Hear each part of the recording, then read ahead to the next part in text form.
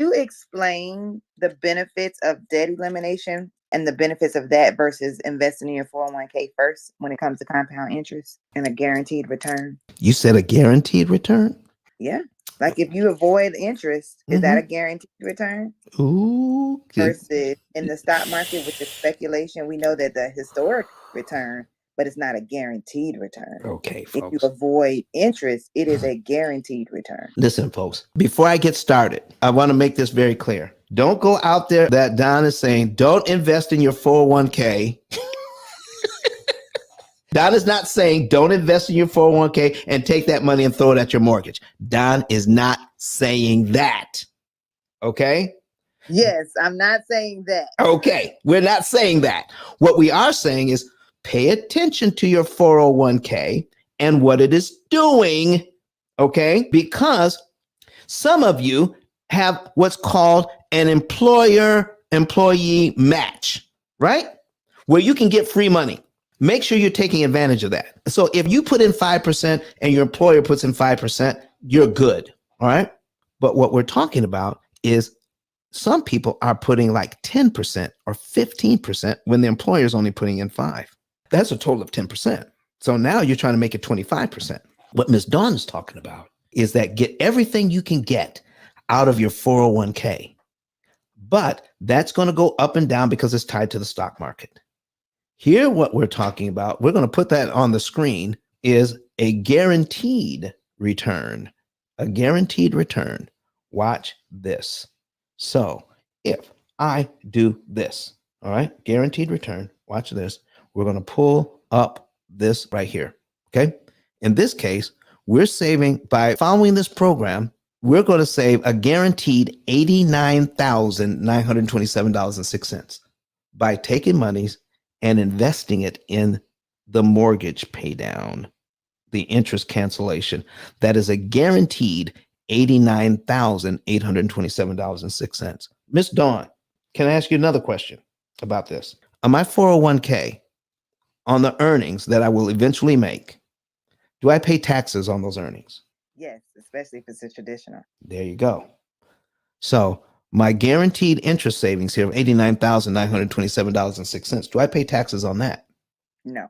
Oh, Lord have mercy. Okay, now I got another question for you. That money that we would have paid in interest, could we invest it in something else? Yes. There we go. I'm getting excited now. Thank you. Listen, if we take that money, and I'm going to give you a couple of instances here. If we take that money and put it into a permanent life insurance policy, the money that's earned in the permanent life insurance policy, and some of them pay between 6 and 12%. Okay. Do I pay interest on the earnings in my life insurance policy? Anybody know the answer to that? The answer is no.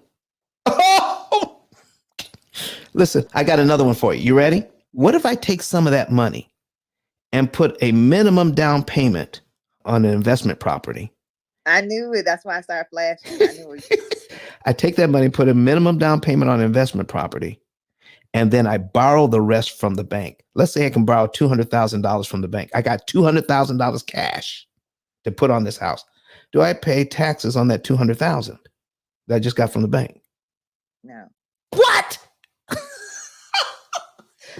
Another guaranteed return.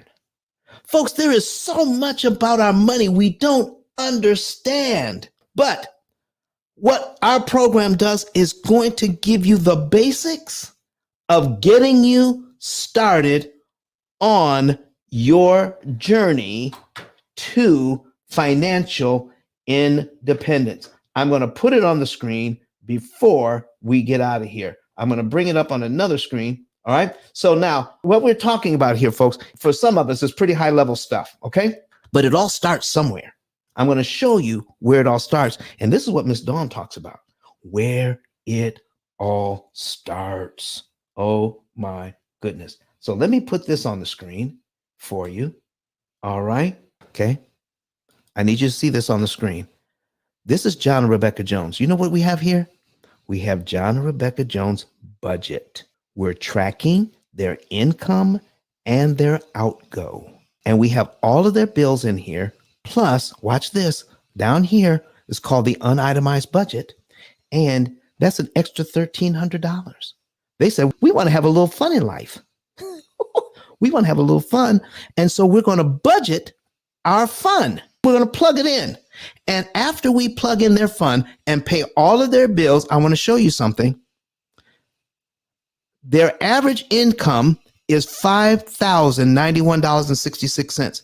Their monthly expenses is $3,709.51 with the $13 extra $100 just for some fun. Their average discretionary is $1,382.15. That's the money we're going to use to get out of debt. For most people who are not tracking their budget, this $1,382, what happens to this $1,382, Miss Dawn, if they're not tracking? It gets lost in the sauce. Folks, we keep spending. And do you know what the major culprit is? The major culprit is when banks instituted, watch this now, texting and emailing.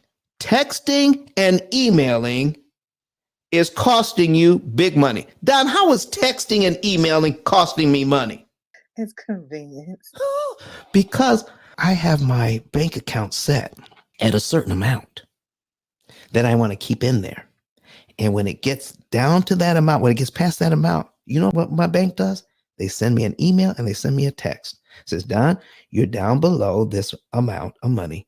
You need to take money out of your savings and put it back into your checking account. So what I just did was, remember the days when you wrote a check to pay your bills? Remember the days when you wrote a check to pay your bills? What was the next thing you did after you wrote that check? Updated your ledger. A ledger? Are you kidding me? We don't have that anymore. Updated my ledger? Are you saying I used to write down exactly how much I spent and subtracted it from my total so I know when I was running out of money? Yes, sir. Email and texting make sure that you don't pay attention to how much money you're spending. So once your bills are paid and you keep spending, it feels like you're going from paycheck to paycheck. But Don has some valuable information that can contribute to the quality of a person's life. And it only costs you a few dollars. It's his book. Why not get that? I'm going to go through the P.I.L.L method myself with some of my investment properties. So I'm going to link up with Don, and then I'm going to sit down with him, show him my investment portfolio, and see how I can eliminate interest.